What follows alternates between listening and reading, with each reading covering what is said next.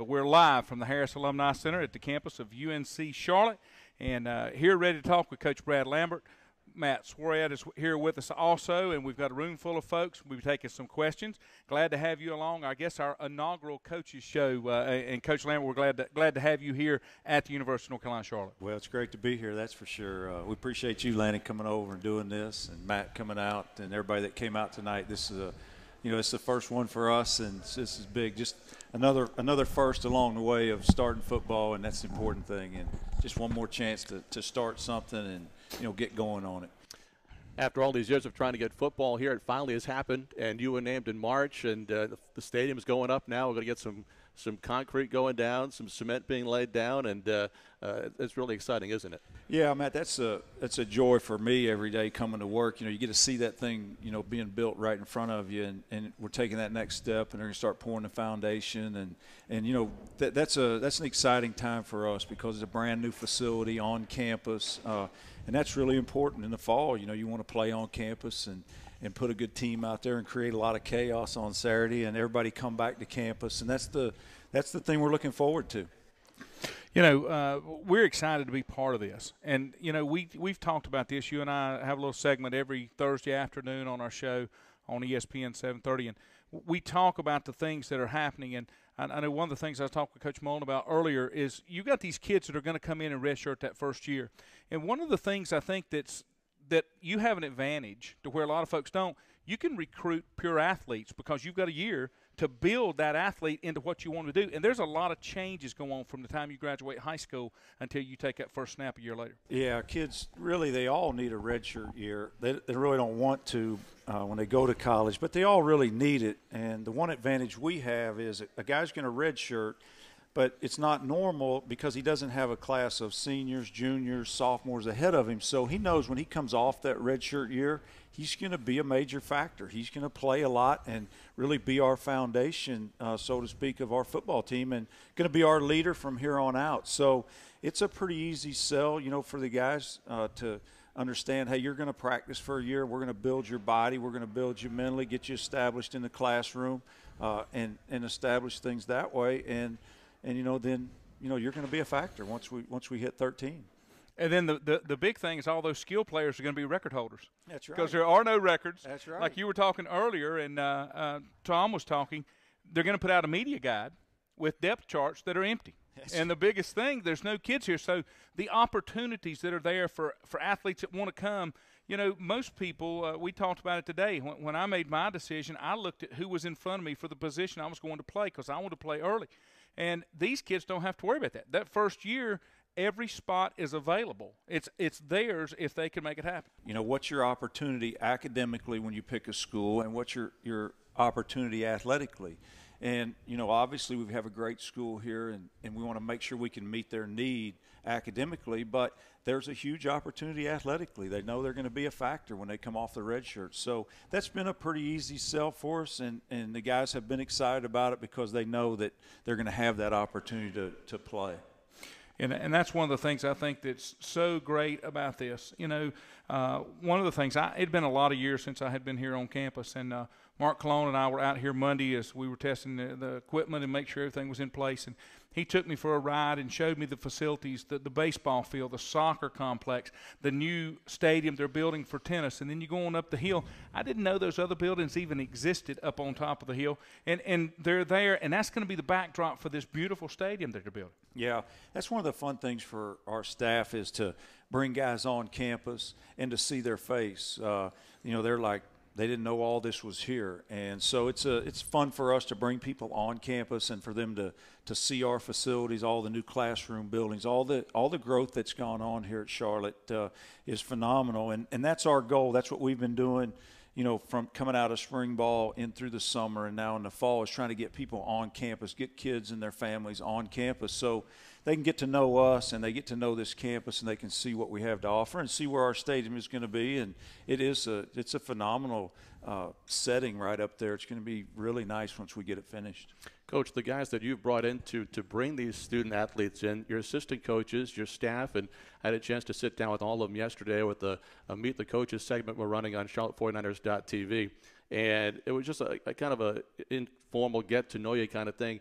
let folks know why you thought these guys were the right guys to come in. And I know Jeff Mullen was the first guy you brought in the day you took the job. You initially said, hey, I want Jeff Mullen to come with me, be my offensive coordinator. Bruce Tall is your defensive coordinator. And James Adams, who played for you at Wake Forest, is your defensive specialist coach. Yeah, when you finally take on this role as head coach, you figure out really quickly that you have to have great people around you to be successful. And that's what I saw in these 4 guys that we've got hired now. Jeff, I got to watch him coach Riley Skinner, and I got to work with him daily, for 7 years. And, just like when we recruit a guy, we look at their character first. The same thing when you look at a coach. You want guys that, family's important to them. They make the right decisions and everything. And that's what we've got in these guys. Jeff, like I say, we spent 7 years together, and his family, my family are pretty close. And he's not only a great person, but he's a really, really good football coach. So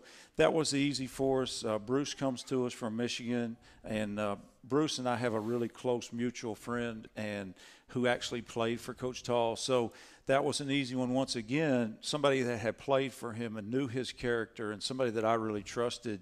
So that was easy for me once I met Bruce and brought him in and got to spend some time with him. That was an easy one. Of course, James Adams comes to us from Wofford, and he's as good a man as there is in this business. And it was easy for me because he played for me, and I got to see how he handles some adverse situations in his career.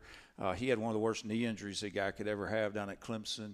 And, the way he handled that, he's handled everything in his life with a lot of class. And that was easy for me. And then our director of football operations, Trevor, was with us at Wake Forest. He's was an equipment manager at Kansas State and is my nephew. But he comes in, he's got a great work ethic. And I knew we needed a guy like that early when we don't have a full staff. You got to have somebody that's got that phenomenal work ethic. And he's grown up that way, and he's just done that his whole life. Comes from a real small farming community out in Kansas. So he's got a great work ethic, and that's really been a huge plus for us.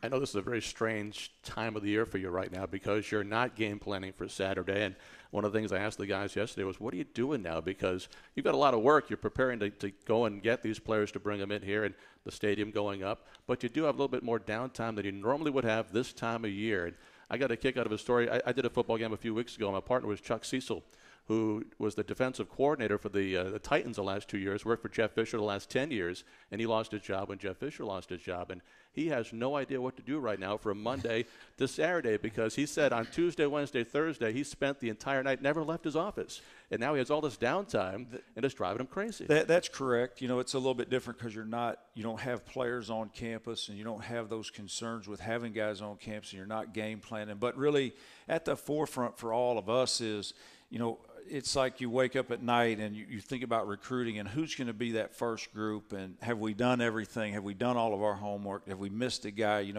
Have we watched the right film? All those things. That's really what's at the front of our brain right now, and that's our focus. So you can stay plenty busy for us, but it is different because you're not studying that game film and you're not up there late at night and really worrying about what if they do this or what if they do that. So you do have a little more downtime. Saturdays are a little bit different. I was going to ask you, Saturday around 10 o'clock in the morning, you start getting a little nervous. Yeah, you shake a little bit. But I had a chance to go to the East Carolina-Virginia Tech game. Took my 2 boys down there, and we had a big time. And I didn't realize, you sit in the stands as a fan. I didn't realize the coaches weren't very smart at Virginia Tech, They won the game, but they're really not very smart. I had to call Sherman, tell him. Kevin Sherman coached with us at Wake Forest and got us tickets down to the game. So, but, that was a different atmosphere, sitting in the stands, just kind of being a fan. But yeah, it's a hard time of year for us as coaches, when you're not in the grind, and that's all we've been doing for the last 20 years is getting ready. Now, you did get to go down to San Antonio, Texas, spend some time with Coach Coker as they're starting their program from scratch and seeing how they're doing it. And what did you take from that experience? Well, the one thing that we took away from there was, don't settle in recruiting. Don't really, go ahead and set your standards high. Recruit good. Go after guys that you really like and go recruit against people. And because we do have a great university, we've got a great city, and we've got a lot to sell here. And guys know, as I tell recruits all the time, every day around here is like buying a brand new car. You know, I mean, they're going to be the first one to wear the helmet. They're going to be the first one to dress in their locker. They're going to be the first one on the turf. So everything's going to be new for them. And so that's an easy sell. But that's one thing that we took away from them was, you know, hey, don't go out and recruit really good players and go ahead and shoot high, and don't think that you have to take a back seat to anybody else. And then practice schedule. I think handling that first year with a lot of walk-ons and how many times you're going to practice. You're going to practice for 3 weeks, take a week off. Things like that were really good for us, and Larry opened the door for us, and that staff's great, and that was a good trip for us. Well, that's going to take care of one segment here. We're going to talk to the other coaches as we go through the night. Coach Jeff Mullen's going to come up next, our offensive coordinator. Coach Bruce Tall will join us about 7:30, and then Coach Lambert will be back to wrap it up. This is our inaugural broadcast of Chalk Talk. We're at the Harris Alumni Center on the campus of UNC Charlotte, home of the new football 49ers. We'll be back right after this timeout.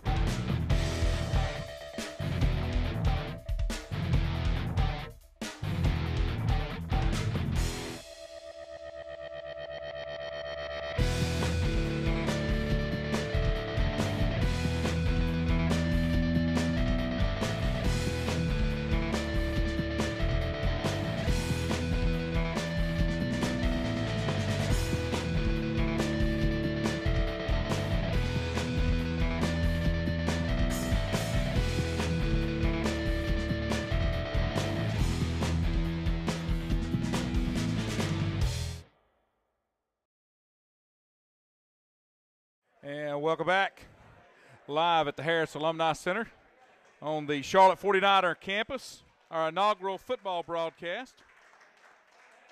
For those of you that don't know, this is something you probably need to get used to. You're going to start hearing more and more about the 49ers. And we're going to be joined now with the quarterback coach, offensive coordinator, Mr. Jeff Mullen. Coach Jeff Mullen. I don't want to say Mr. You don't answer to Mr., do you?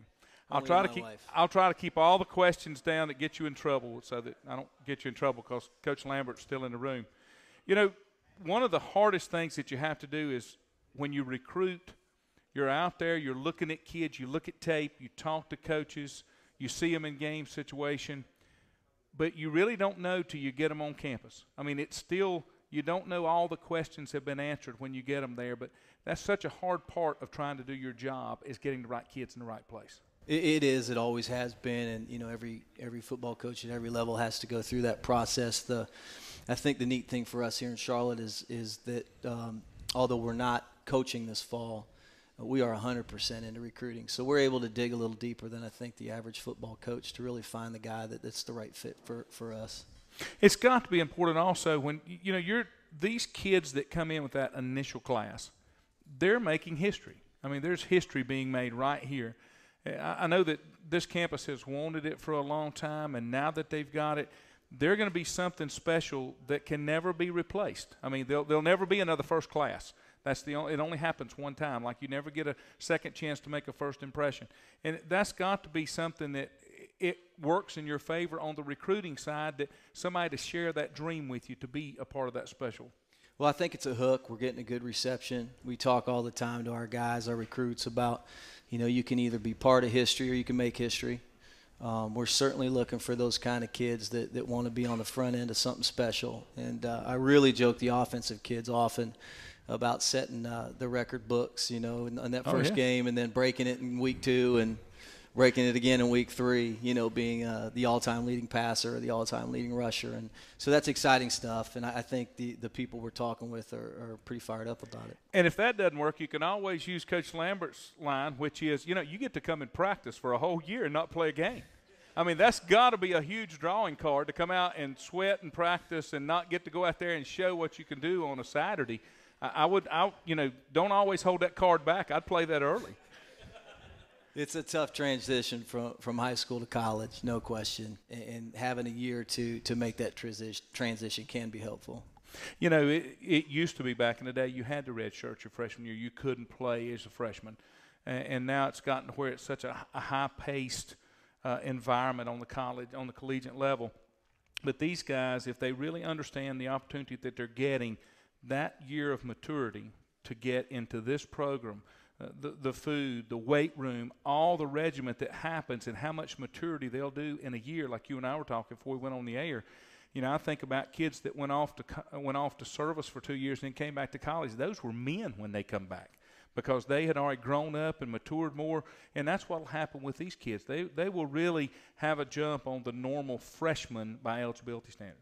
The majority of the kids we recruit are also multi-sport guys in high school. And you know, when your body's continually running, you know, you don't tend to put on the weight that you need to. And so to get these guys to just play one sport, to get these guys in the weight room for an entire year, get them on some sort of nutrition-based training table, you really see a change in them. You know, Coach Lambert mentioned aiming high, and you can go after that top player, but you're also looking because you have that year where you can bring them on campus and develop them, get them into your system, where you can maybe see a guy and project that maybe in a year or two by his second year here, but would actually be his third year, he might be a pretty special player. I'm thinking, you know, when you recruited James Adams out of Durham, you went to see somebody else, but you saw him as someone else in that practice that day, and he ended up being a pretty special player at Wake Forest for you guys. Well, we just felt sorry for James, you know what I mean? Love you, James.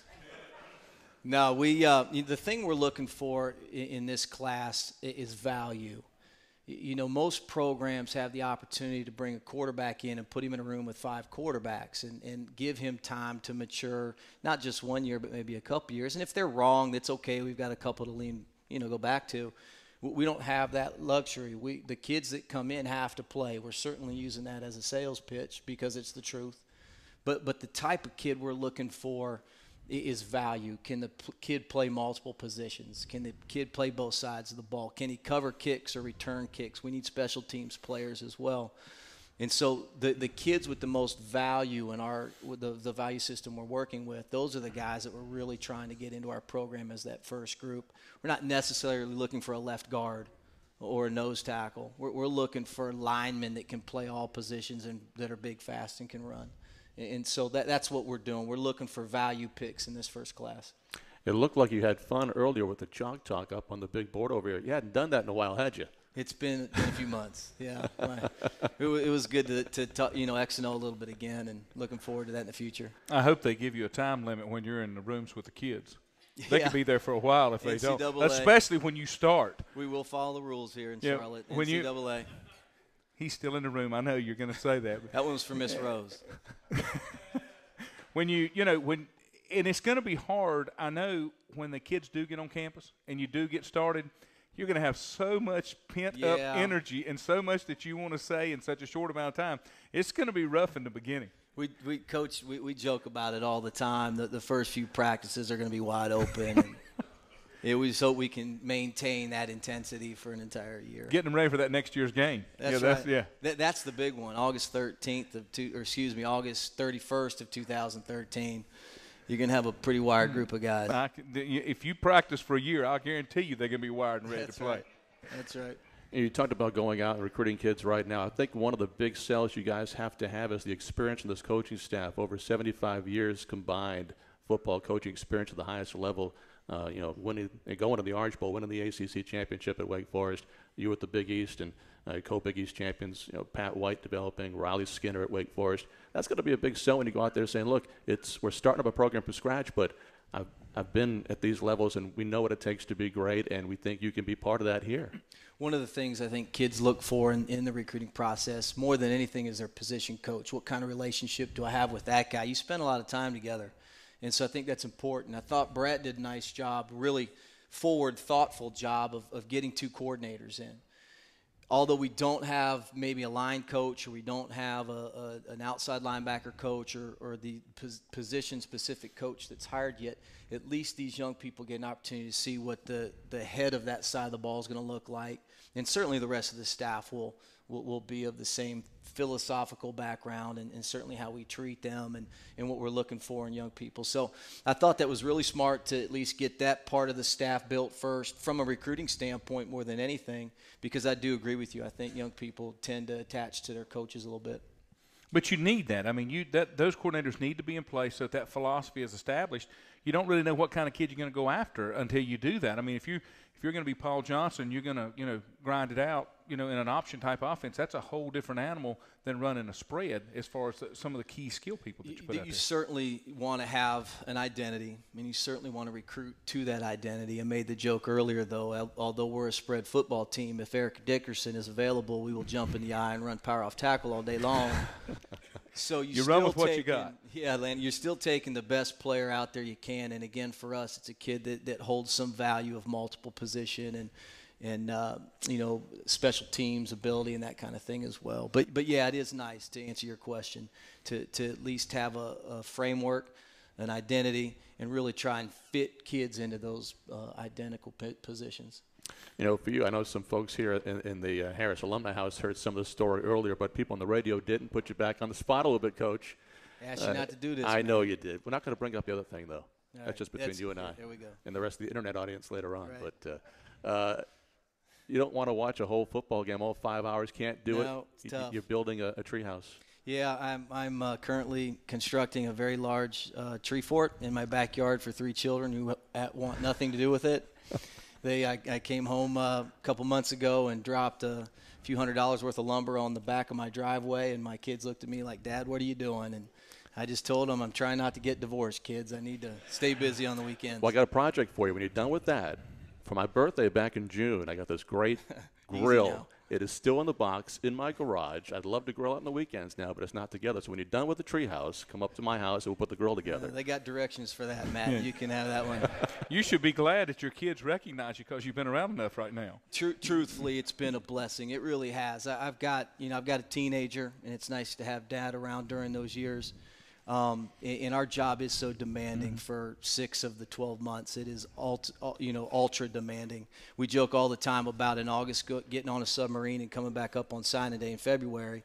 And we've been given the gift of time, right now. And although it is difficult from a personal level, from being a husband and being a father level, it's been a true blessing, and we're grateful for it. Well, you're going to be surprised how quickly that's going to move, and you're going to be back into that game time and the regular regimen of things happening, and it'll be here before you know it, and then you'll wish you had all that time that you have now to make these plans and think about it and think of things through. You're not going to be able to find the extra 4 hours you need in that 24-hour days. You can't find 28 in that 24-hour day when that push comes back. So I'm anxious to see how you answer that when you get back into that grind. You'll wonder about those days when you actually got to go home and stuff. Well, we still have 701 of them, so we'll see how it goes. And you're marking them off. We are live here at the Harris Alumni Center on the campus of University of North Carolina, Charlotte, home of the brand-new Charlotte 49ers football team. We'll take a short time out. We come back on the other side. We'll talk defense coordinator, Coach Bruce Tall, right here on ESPN 730.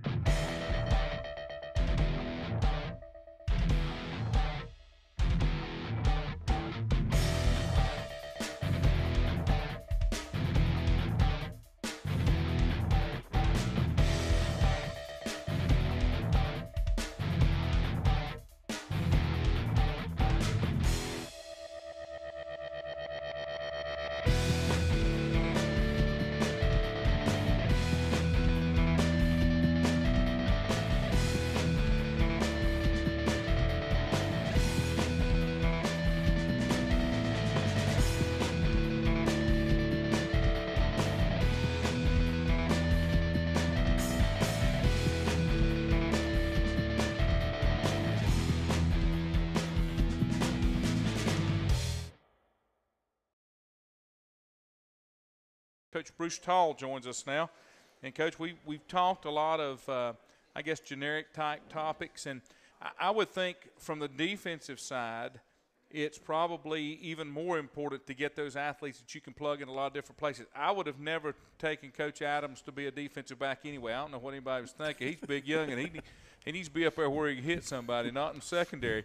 So I know that you're looking for those, so you've got those interchangeable pieces in there. And you're really probably looking for two different types of athletes, one that can maybe interchange from secondary to linebacker, and then you've got the big boys up front.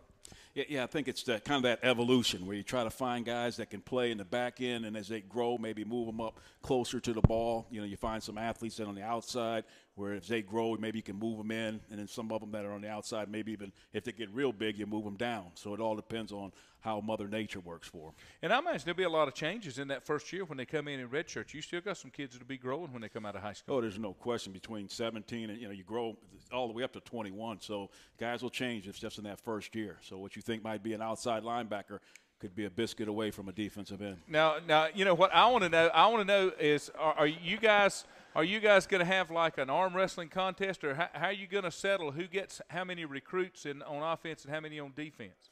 Well, the way I look at it is the head coach is a defensive coach, so I imagine I'm going to have. You think you got the inside track on that, do you?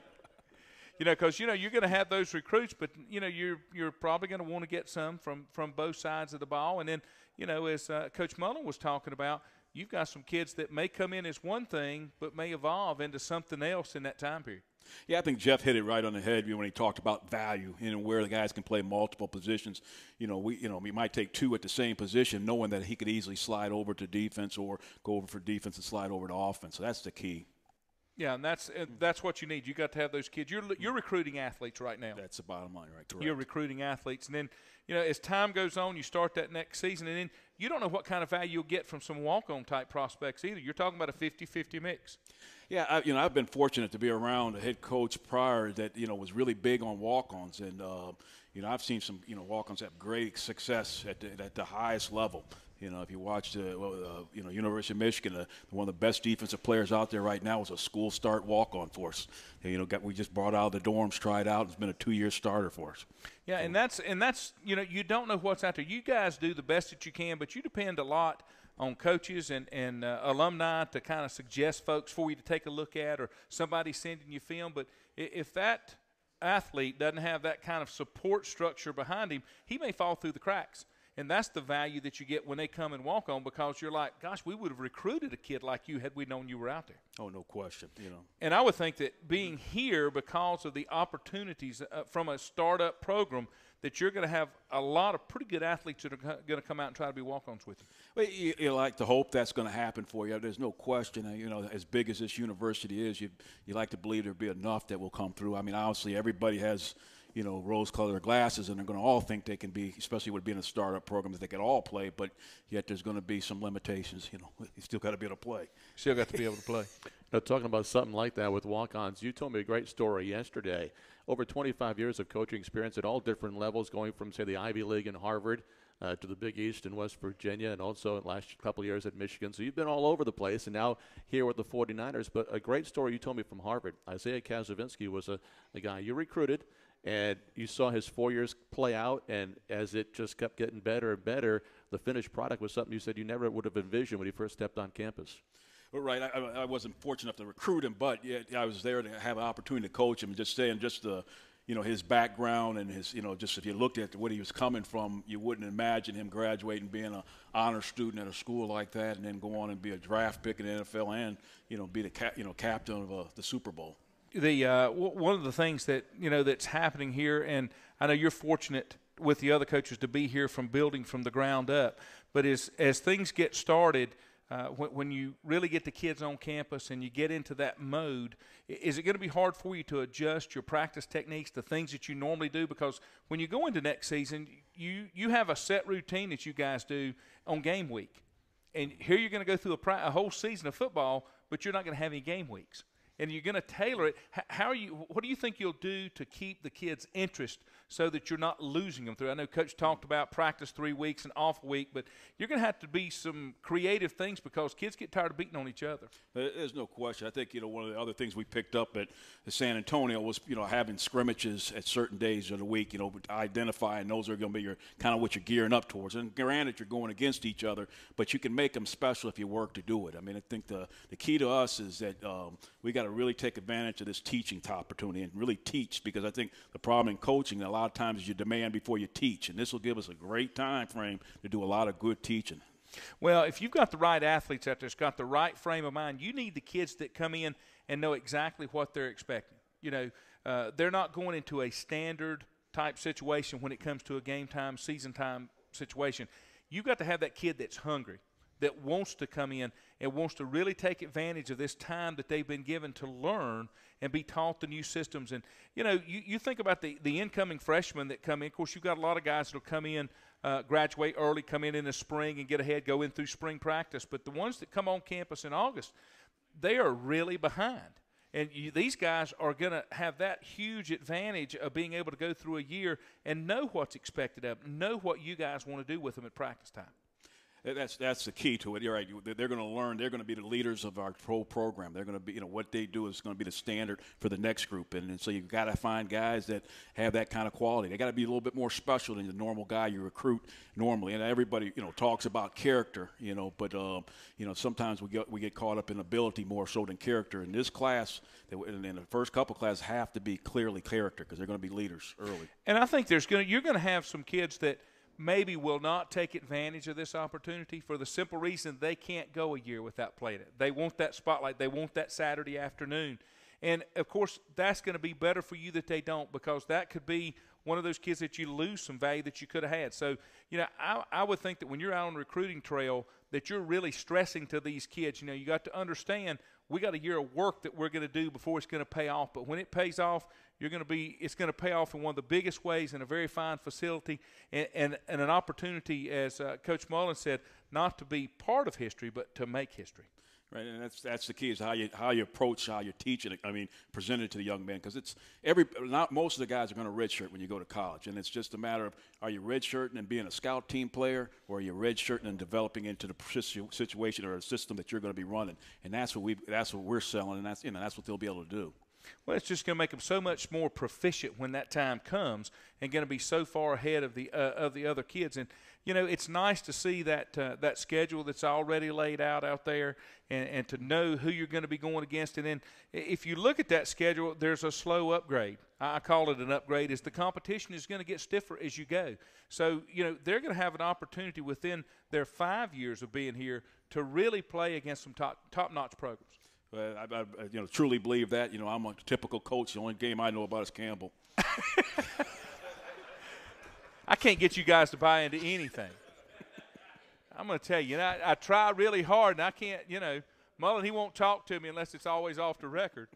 He's afraid he's going to get in trouble. So, but, yeah, you think about the first game, but when you're selling it to the kids, you're selling a whole lot more than that. No question. There's no question. You show them the big picture and show them how it can gradually grow, and things that could happen, and that you believe that will happen. Not could happen, but will happen. When you're selling the program, too, with the stadium going up from scratch, you guys getting to really put your footprint on what it's going to be like. How big of a sale point is that, where it's not only just the football program starting up from scratch, it's everything from scratch done the right way? Well, I think that's what's making it easier on us, and because they have done it right here. They've been patient in the process, and they're doing it the right way. A lot of starter programs don't have a stadium, and that is huge. That is so huge. And to have it on campus really gives that competitive edge. What makes this one stand out, say, to some other ones where you've been around programs that, are just starting up, and not to single them out, but what have you seen here that really impresses you? Well, I just think this whole campus, the way this whole campus is set up, the atmosphere, the attitude, I was extremely impressed, flying in here, never being here before. I'm more of a northern guy, so this was, coming down south, didn't know what to expect. And when I came on campus, I walked to the student union and just the buildings. I think it's an easy sell. It sold me. I brought my children here, and it was easy to sell them. That's very important. All right, we're going to take another quick timeout. Coach Bruce Tall, defensive coordinator. When we come back, Coach Brad Lambert will be back in the hot seat. We'll be taking some questions from here in the audience. You're right here at the inaugural program of Chalk Talk, home of the Charlotte 49er football. We will be back in just a moment.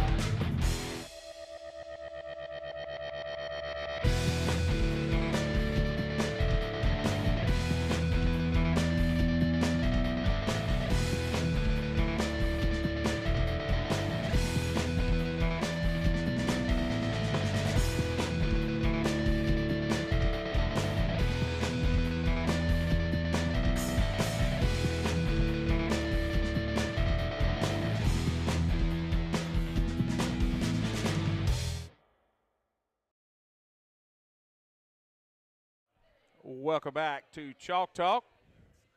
We're at the Harris Alumni Center here on the campus of the University of North Carolina, Charlotte. Coach Brad Lambert back in the hot seat. We'll call it the hot seat. We will take some questions. If you've got some questions out in the audience, we did a little bit of that before we went to the air, but if you've got some questions, John's got a microphone, and we'll be glad to take your questions. Just raise your hand, and John can't come real far. We had a little issue with our wireless mic, and until we kind of get some questions going. Coach, as time goes on, when you really get down to the heavy recruiting, are we talking about late fall? Is that when you really start talking? I mean, I know some kids – it's been a long time since I was recruiting, so forgive me. It has. I'm older than dirt. But, you know, when I was being recruited, there was somebody at my house constantly, and there wasn't any limit on how many times they could call you. There would be somebody sitting in a chair and 3 phone calls, and now they can't do that. Yes. There's different windows. Kind of tell us a little bit about those windows. Well, we're in what they call an evaluation period now, so you can go out and look at the kids, watch them practice, get their transcripts, things like that. And then once December 1st hits, we go into our contact period. And right now in our eval period, we can call once a week. So you can call the kids once a week, running from Sunday to Saturday. And so we're doing that. And then once December 1st hits, you hit your contact period where you can go out and get in their homes, see them at school, visit with mom and dad. And we'll start that December 1st. We'll be out every day, and I'll go to different homes, guys we've offered, and try to sit down with them. And the key in this recruiting process, I tell you guys, they got to get to know you. You know, you're making a life decision here. It's not a 4 or 5 year decision. This is a life decision. So you need to get to know people and who you're gonna be associated with every day. So we try to get to know them, let them get to know us as much as possible. And then we'll start our official visits where we can bring the player and his parents in. We can pay for everything. We try to set that up around home basketball games, something going on here on the weekend, and we're going to do that in December and January. So that will really heat up that time of year. December and January really become a heavy recruiting period where you're out. You're really involved with the kids because you can have contact with them off campus. Now, you've been in this a long time, so you give me an honest answer. I know what I'm thinking, but who do you have to recruit more, mom or dad? Oh, generally mom. Yeah. But really, you know, there's Mama's been the one's going to help. I always kind of refer back. You know, William Witherspoon played here for the Carolina Panthers, and when he was coming out, he was Player of the Year in the state of Florida, and really his mom. Everybody thought his mom was pulling the trigger, but the guy that recruited him, Greg Atkins, for us at the University of Georgia, he knew the truth, and the dad was pulling the trigger, and everybody had the mom.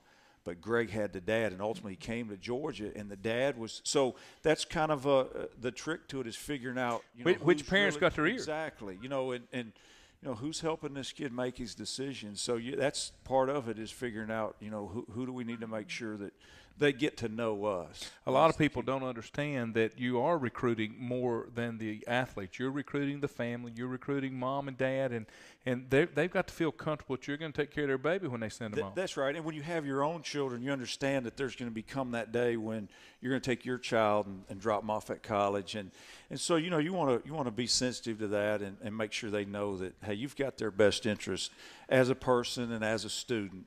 We believe in them as a player. We wouldn't be there, but we first off think they're the kind of person that, we want to build our program around. That's the kind of guy that we're going to hang our hat on for 4 years, 5 years, and we're starting this program. So we want to be the right guy, and that's the most important thing for us. Well, don't you think that, if you've got an athlete out there, but if they've got a character issue, or you don't think they're the kind of kid that you want to represent the university, it's not going to matter how good a player that they are, because that's going to cause some dissension inside the rest of the team. Yeah, and ultimately they could let you down, on the field. So now nobody's perfect, and everybody makes mistakes. So we won't be perfect on every guy we recruit. But I think if you start out with that format and that's your focus, there's a lot of good players in this country. It's amazing every year. You go out and you say we're going to take 20 guys. It's amazing how many good football players there are in America. I mean, they're everywhere. And you're like, what's wrong? You watch a guy on film, he's a really good player, and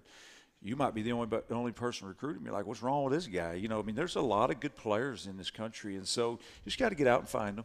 Initially, what do you feel like is your footprint as far as your recruiting base for? Well, what we've done, Lanny, is we've really focused on Charlotte and North Carolina. Rock Hill, all those areas right around the metro here, and that'll be our base. We really focused hard there, and then we're going to go into South Carolina and go into the state of Georgia. I've been recruiting in the state of Georgia since 1991 when we were at Marshall University. So we've got a lot of ties down there, and we've been in North Carolina for the last 10 years. So we feel like that's the best way for us to start, and we feel like there's a lot of good players. Football's important in this area. It's important in South Carolina. It's important in Georgia. The kids, they're good students, and they take care of their business. And so it's a good footprint for us, and that's where we'll focus on. Coach, you're wearing a lot of hats right now, not just going after the players, but also trying to get the folks here in the Charlotte community and the state of North Carolina excited about the kickoff in 2013. You've been out in the community an awful lot. Ticket sales are going well. 70% of the FSLs have been sold, but there's still opportunity for folks out there to get involved. You've got the tailgate with the Panther games going on. So tell us a lot of stuff about what you're doing, also trying to spread the word about Niner football. Well, that's really been a big focus of mine. I knew that when I took the job, you knew that, hey, you're going to be out in the community and you're going to be at a lot of speaking events, a lot of different events, and you're going to be recruiting. Those are your two focuses. And Judy said to me the other day, are we asking you to do too much? I said, no, not really, because we don't have players now, so we don't have all those concerns and those day-to-day issues. So we've been busy, but it's been a different kind of busy. We're used to this kind of pace anyway in coaching. So it's been a lot of fun. I've gotten to meet so many people and be involved in this city in different events. The tailgate's going on now. Come out on Sundays and get to know us a little bit. And once again, it's just we want to be out. We want people to get to know us and what we're all about and the program we're putting in place here. That's the focus for us. And that's why we try to get out and do as many things as we can. Well, it's the first of three of the Chalk Talk series. The first one, of course, tonight. The next one is October the 18th at Jocks and Jills. The third one is November 17th, right back here at the Harris Alumni Center. What are some of the things you're hearing from the students, the alumni, the fans about Niner football? Well, a lot of people ask me, what's been the biggest surprise for you in taking this and being a startup? And I tell you, this is the honest truth, that the number one surprise for me has been how excited everybody is. I go to a lot of these events. It doesn't matter if they're alumni or just people that live in Charlotte or the surrounding area. They're genuinely excited about us starting football, and that's been a lot of fun for me. I wasn't in a situation where I was going to leave Jim Grove just to leave. You wanted it to be the right situation, and I really felt like this was the right situation. And now that I've been on the job for 6 months, man, it's just, I can't tell you how fun it is for me to go out. People are excited. Lanny's fired up about doing we've developed relationships with people, and that's been fun for me. People are legitimately excited, and they can't wait till we get started. And I laugh, you were talking to Jeff a little bit about San Antonio and 701 days, and when we were out there, they had their clock on the wall, and it had like 40 days till their first game, and they looked at all of us and said, Coach, I know you think that 750 is a long time, because we were about 750 then. They said, Coach, man, it happens fast. And they were nervous. They were walking around that football. They had 40 days, man. You could tell it was. So it'll go fast, and it'll be here before we know it. It's already down to 700, you know. You know, you talk about the excitement, and it is one of those things that they've looked forward to having football here at the university for a long time. But, you know, the whole Charlotte community, I go back when I was in high school and they brought in I know there's people in the room remember the World Football League. When they brought in the old Charlotte Hornets, we played at Memorial Stadium. I was in high school, and not only did I play football, played in the band too, and we went down and marched the halftime show, and we played the Chicago Fire or something. and you know, people were excited about that in big crowds. So, you know, when the Panthers came, but the idea of having major college football right here in the Queen City is something I think that everybody can get excited about. Yeah, and you may find out that 15,000 seats ain't quite enough in a very short time. Well, that's what I tell everybody. You know, you still got a chance to get your ticket. You better get them now or you're going to get left out, huh? That's exactly right. It'll be here before you know it. But, you know, I think the community, when this was first announced and when they saw that it was really going to come to fruition this time, everybody really, really got excited about it. And when you can get excited about it, when you're talking about the monetary needs that are required to do something like this and the economy that we've got, it tells you that there's a real push and there's a real support function behind it to make it happen. Yeah, no question. And that's been the fun part for me, as I said, you know, when I go out and I'm at different events, you know, whether I'm at the MDA Muscle Team or the Vision Awards or whatever, you know, you meet people that they're really excited about us bringing football. And really what my focus has been is getting people out here to campus. That's part of why we're doing this tonight. We want people to come to campus, come out and see.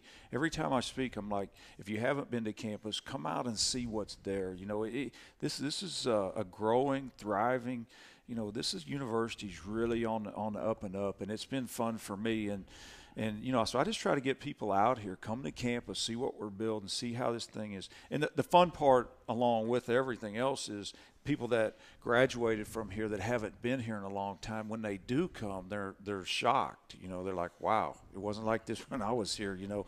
But that's part of it. And we just, you know, we look at football. We want to be just a small part of that, you know, and make Saturday afternoon at 1 o'clock a lot of fun, you know, and get everybody on campus and get them fired up. And the more tailgate and the more chaos, the better for me, you know. So let's all come out and have a big time. When you come out of here, as I said earlier, when you come out of here, make the left turn and go up and go past the new Student Union, and you look at all the athletic complex and fields that are there, there's a lot of people that had no idea that was here, that it even existed. And then when Mark took me through campus, and the next thing I know, we're up on Highway 29, I'm like, wow, I didn't realize that it went that far. And it wasn't like it was right where they come together. You're talking about a whole lot of country that's covered back here, and just I guess the commitment that's been made to make this. And from what I understand, within 10 years, this will have the largest student population of any campus within the North Carolina system. Yeah, it's got a chance, no question. But that's been, I think what you get to experience is the vision of Chancellor DeBaugh and the vision of Judy Rose and the leadership here, you know, to you know, grow this university and progress as we have. You know, it's been nice for me. You know, you got to have good leadership. You know, to have a great football team or a great university, you got to be really good at the top. And I'm really fortunate that, you know, the vision that our leadership has had here, and that's a tribute to it when you come on campus. I think that's the key word that you said right there was vision. Yeah. And I think you can tell by all the planning that's went in and how everything is fitting together, and how one thing that comes up on campus accentuates and highlights the next thing that comes on. There's a master plan that's involved there, and I think that speaks highly of what is involved to make this happen. And it's, you know, it's kind of like Coach Tall said, having the stadium, having the right here on campus. When you watch ball games from like the University of Miami, they play, 20 miles away or something. Well, nobody comes to the games because it's not there. Yeah. But when it can be part of it, and you can ride the transportation here on campus, and it's all, you all feel like you're a part of it, that's what makes it special. It is. And I must say one thing also about our student body. You know, they've been a real strong driving force behind, you know, bringing football here, and for them to have the opportunity to just walk from their dorm right over to the stadium and be involved in game days, going to be that's part of the collegiate experience. You know, when you go to college, is, you know, Saturday afternoon at 1 o'clock, and they'll be able to get to the stadium easy, and, you know, we got plenty of tickets available tickets available for them. So it's going to be, that's one group that has been fully in support of this, and they've been really excited about it. Any function I do on campus, those guys are really fired up about our football program. Well, just you've got to have that commitment from them as well.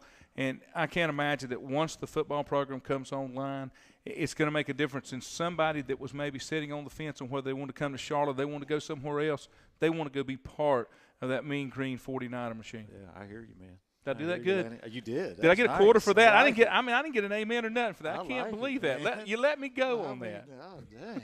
I like it. And I haven't don't have a whole lot of green wear, but I'm getting there. I'm getting converted over. I look good in green too, so that that's not a problem. It's been a fantastic opportunity to come on. They told me back in the studio, said I'm gonna cue up the 49er fight song when we get ready to go off, so that you'll know. We appreciate the folks that came out. We appreciate the fine hospitality here at the Harris Alumni Center. John, thank you for everything that you did. The guys at Channel 22, you can catch this on Time Warner sometime next week, I'm guessing. But we look forward to the next one. Matt Swarad, thank you for being here. Jocks and Jills in October. Then we're back here November the 17th. If you want to be part of it, all you got to do is show up. We'd be glad to have you. Right. Coach, thanks.